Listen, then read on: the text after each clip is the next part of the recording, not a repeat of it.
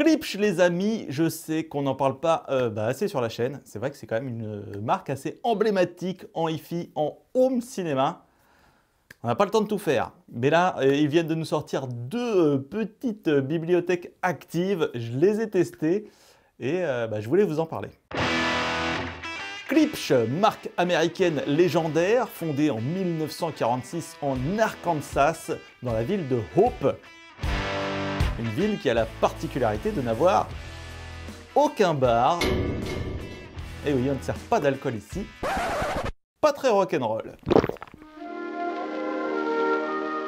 Le fondateur, Paul Wilbur Klipsch, passionné de son aux multiples talents. Alors ça, je vous laisse vérifier sur Wikipédia. Alors, il était évidemment pas très satisfait de la qualité des enceintes de l'époque. Il décide alors de créer ses propres enceintes avec la volonté de retrouver un son vrai. Il souhaitait ramener la sensation du concert à la maison.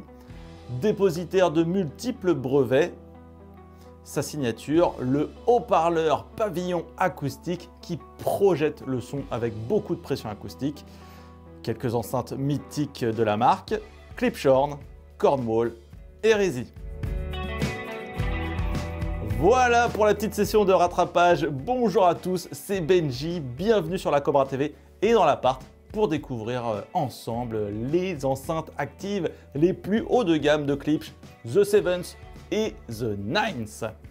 Alors pour rappel, les enceintes actives, elles fonctionnent sans amplificateur. L'amplification est directement intégrée dans l'enceinte et elle est faite sur mesure pour optimiser le rendement. Bon, ça vous l'avez, mais c'est pas toujours évident. C'est vrai que quand on voit une petite enceinte type JBL ou quoi, on n'y pense pas, mais quand on voit une paire de biblios qui ressemble plus à ce qu'on voit autour d'un système hi-fi, voilà, c'est toujours bon de le rappeler. Alors, ces enceintes actives, elles s'inscrivent dans une gamme déjà existante de Klipsch, c'est la gamme Héritage, qui a commencé avec des enceintes de type mono, The One, The Three, et aussi la paire de biblios, The Sixes. La gamme s'est enrichie par la suite d'une petite enceinte portable, The Groove, et d'une paire de biblios plus compactes, les The Fives. Et bien cette fois-ci, Klipsch voit plus gros, voire bien plus gros. Avis donc à ceux qui souhaiteraient passer à la vitesse supérieure, accéder à plus de performance ou alors s'offrir un système hi-fi tout en un qui envoie très très fort.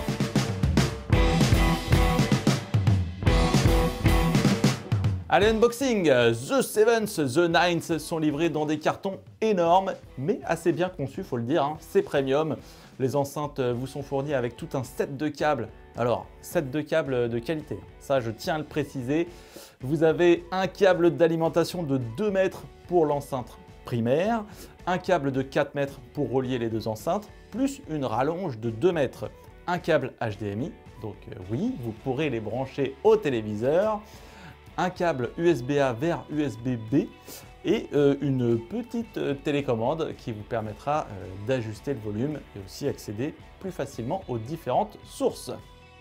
Allez, on déballe les belles enceintes. Regardez-moi ça, comme elles sont classe, sobres, élégantes, avec des matériaux de qualité s'il vous plaît, en bois véritable. Et ça, je vais vous dire que j'aime bien. Et même sous l'enceinte, les patins sont en finition liège. On retrouve le côté vintage de la gamme avec deux finitions possibles, en noir ou en noyer. Elles sont d'ailleurs livrées avec des caches, noir ou crème en fonction de la finition. Sur le dessus de l'enceinte primaire, vous avez les commandes finition métal sous forme de 2 molettes qui permettent d'ajuster le volume et d'accéder aux différentes sources. Alors, la différence entre The Sevens et The Nines se situe dans leur dimension. Les Sevens font 41,5 cm de haut contre 48,5 cm pour les Nines. Gros gabarit les amis pour cette dernière. Je vous le dis, ce ne sera pas très simple à fitter dans un petit appart. Nous, pour les mettre en scène, voilà, sur le banc TV, ça passe. Allez, on va dire que si on en avait un plus large, ce serait mieux. Sur les pieds, c'était un petit peu ridicule, donc il a fallu aller chercher des gros pieds pour que ce soit plus adapté. Bon, après, évidemment, la montée en gamme, que ce soit qu'on parte des 5s, des 7s ou des 9s, c'est aussi bien sûr pour sonoriser des pièces plus ou moins grandes. Nous, ici, les 7s suffiraient amplement. Donc du coup, je vais vous proposer de regarder l'équipement sonore qu'il y a dans chaque boîtier. Alors niveau architecture, les deux modèles sont équipés du même tweeter Dome Titane 2,5 cm. Ce tweeter, il est logé au sein du fameux pavillon Tractrix pour projeter le son. Alors le pavillon, en fait, il a pour fonction d'optimiser la diffusion des hautes fréquences tout en limitant la distorsion. En gros, ça veut dire qu'on va avoir des beaux aigus bien clairs sans agressivité. Les haut-parleurs de grave médium sont eux en fibre composite, donc c'est pas de l'aluminium comme ce qu'on peut voir sur leur gamme cinéma. Et donc ils mesurent 16,5 cm sur les 7s contre 20,32 sur les 9s. Les basses sont enrichies par l'évent également qui est à l'arrière de chaque enceinte. Alors niveau amplification, c'est de la bi-amplification. En fait, il y a un amplificateur qui est dédié pour chaque canal, il y en a un pour chaque tweeter et un pour chaque boomer. Donc on a un total de 220 watts sur la 7s et 260 sur la 9s. Donc voilà, donc suffisamment de puissance pour les faire chanter bien comme il faut. Côté convertisseur, elles sont équipées d'un DAC, alors DAC compatible avec les flux PCM jusqu'à 24 bits 192 kHz. Et pour profiter de ce flux, il faudra les relier sur un ordinateur via l'entrée USB type B qu'on a bien sûr au dos des enceintes. D'ailleurs, allez, on passe au dos, on regarde la connectique. La connectique très complète, puisqu'on retrouve évidemment les classiques. Vous avez les entrées mini jack 3.5, RCA optique, donc voilà de quoi accueillir toutes vos sources numériques analogiques, lecteur CD, lecteur réseau, baladeur, vous pouvez y aller. Il y a un préampli phono commutable pour la platine vinyle et la petite cerise, la prise HDMI ARC pour vous faire un système 2.0 qui envoie la patate autour d'un téléviseur, voire 2.1 puisque vous pouvez ajouter un caisson de basse via une sortie RCA. Et ça, c'est plutôt cool. Pour envoyer le son depuis un smartphone ou un baladeur audiophile, elles sont équipées d'un récepteur Bluetooth 5.0. Mais vous pouvez les faire évoluer vers une écoute Wi-Fi. Et alors, écoutez-moi bien, parce que pour une durée limitée et indéterminée, je ne sais pas quand l'offre va s'arrêter, elles sont livrées avec un cadeau, un lecteur réseau WiM Mini qui va les rendre connectés et multi-room. En fait, le boîtier WiM, il va vous rajouter alors une deuxième connexion Bluetooth, mais ça, on s'en moque. Mais il rajoute le AirPlay 2 et du coup, compatibilité iRes et un accès aussi à toutes les plateformes de musique via une application. En plus de ça, le boîtier est Spotify Connect, Tidal Connect, compatible à Alexa et Siri. Donc, ouais, un gros upgrade. Malheureusement, on ne l'a pas reçu à temps pour le test. Mais sachez que le petit module, en fait, il s'auto-alimente sur le port USB service à l'arrière de l'enceinte. Donc, sympa. Bon, et au pire, si l'offre est terminée, sachez qu'il ne vous en coûtera que 100 €. Allez. Installation, y a pas plus simple. Tu branches, ça marche. C'est génial. Alors attention quand même, parce qu'il faudra impérativement relier les deux enceintes par un câble. Elles ne fonctionnent pas sans fil entre les deux. C'est pour ça que les câbles sont fournis à l'intérieur du carton. Alors, le Bluetooth, il se retrouve instant. Donc voilà, ça c'est génial, ça envoie direct. Aucun problème de ce côté-là. Sachez qu'il y a une application qu'on peut télécharger. Klipsch Connect Bluetooth, qui marche en Bluetooth. Donc ça, je vous conseille vraiment de l'utiliser parce que elle permet d'affiner un petit peu les réglages. On peut indiquer par exemple le positionnement de l'enceinte.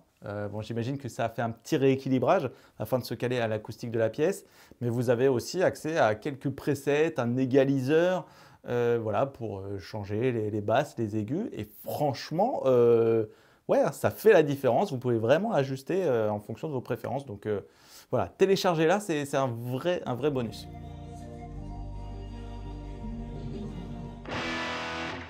Et c'est parti, on va écouter tout ça.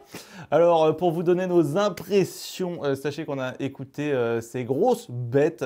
dans l'appartement Cobra et dans l'auditorium des magasins Cobra, histoire de se faire quelques écoutes comparatives aussi. Alors on les a testés eh bien, en Bluetooth, parce que c'est ce qui me semble être l'utilisation majeure de ces enceintes. On s'est fait une écoute vinyle, on s'est fait un petit passage sur le téléviseur, c'était très cool, et une écoute en Wi-Fi. Alors pour l'écoute Wi-Fi, on n'avait pas le petit lecteur WIM, on ne s'est pas embêté, on a pris un lecteur réseau Name, le truc super haut de gamme. Mais bon voilà, en tout cas pour nos écoutes comparatives, ça nous a permis d'avoir exactement la même source sur chaque enceinte. Alors, vous connaissez la devise de Klipsch? Pissing off the neighbors. Voilà, embêter les voisins, hein, en gros. Alors, ça résume bien le son de Klipsch. Hein. Ça envoie. Non, franchement, ça envoie. Ça descend dans le grave. Ça bastonne bien. Et ça fait pas dans le détail. Voilà, je vais développer un petit peu. Non, franchement, entre nous, j'ai beaucoup apprécié mes sessions d'écoute avec ces enceintes actives de Klipsch, que ce soit d'ailleurs sur les Nines ou les Sevens. Je vous dirai lors de mon test ce qui les différencie.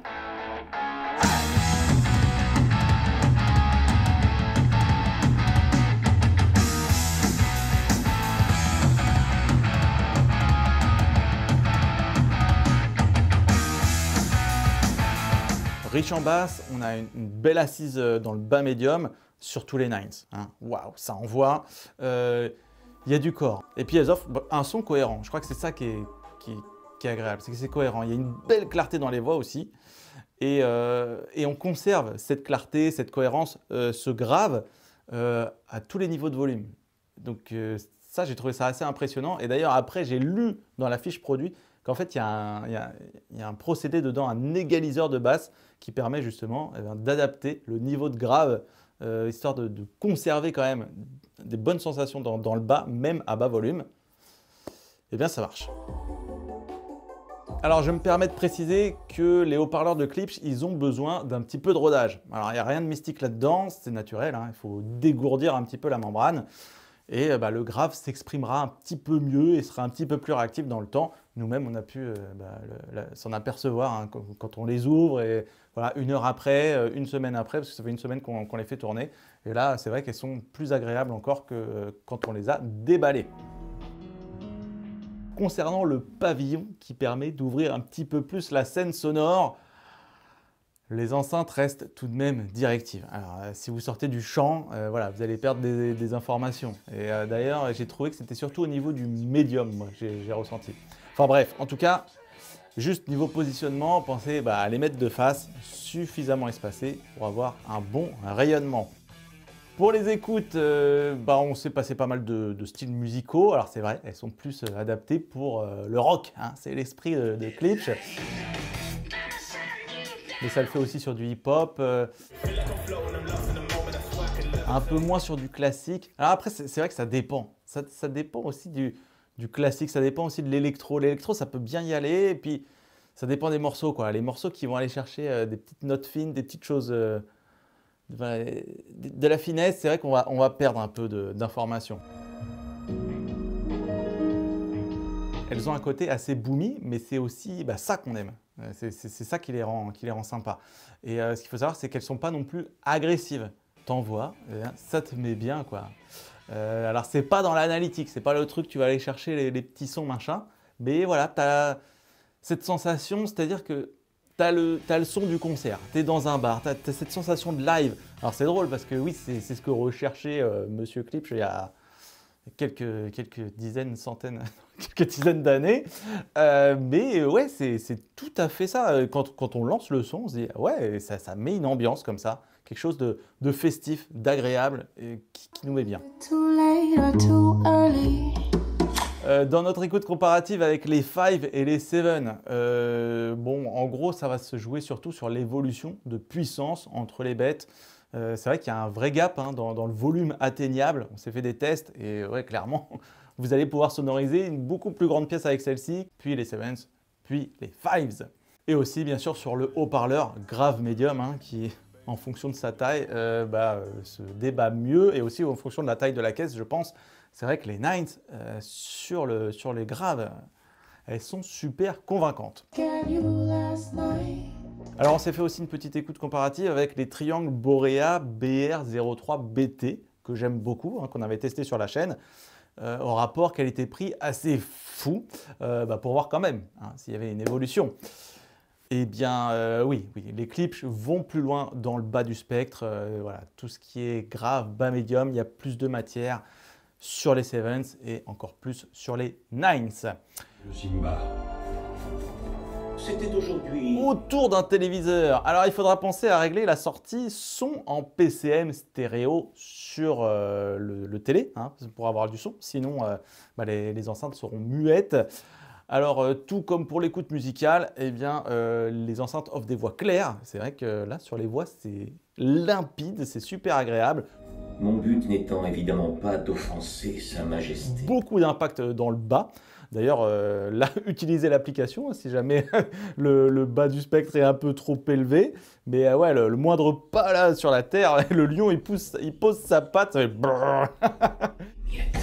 Du coup, vaut mieux avoir du bas, comme ça, c'est bien, si on a de la réserve. Personnellement, voilà, la toute petite session cinéma que je me suis fait avec, j'ai été très satisfait. Ça envoie bien. En fait, ça permet que quand tu baisses le volume, les basses, elles se réajustent pour rester quand même à niveau. Ouh, t'as vu le boom? Ah, mon pote, c'est bien. Voilà les amis, très charmé par ces Klipsch, vraiment très bon produit, idéal selon moi pour mettre l'ambiance et aussi pour ceux qui n'ont pas de système et qui veulent s'offrir voilà, un beau setup stéréo pour de la musique, la télé ou aussi autour de votre ordinateur. Solution très très cool. Alors j'ai pas abordé le prix. Le prix, chouïa cher, voilà, 1490 € pour les Sevens, 1990 € pour les Nines. Ça pique un peu, j'avoue.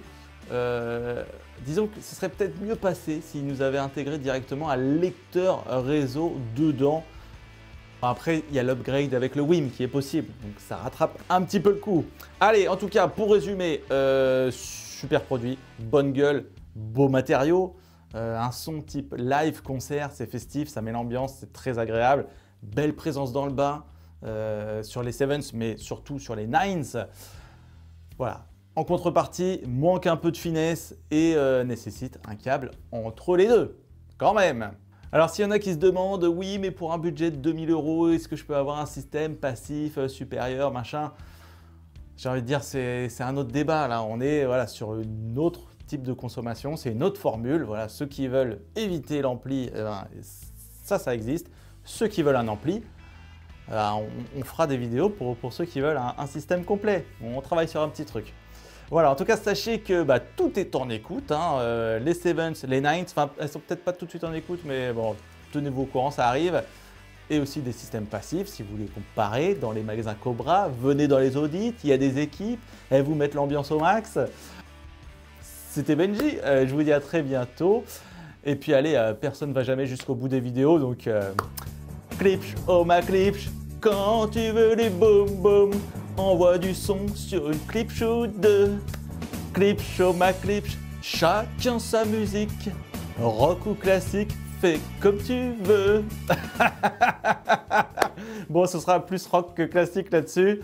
C'est pas mal. On la garde.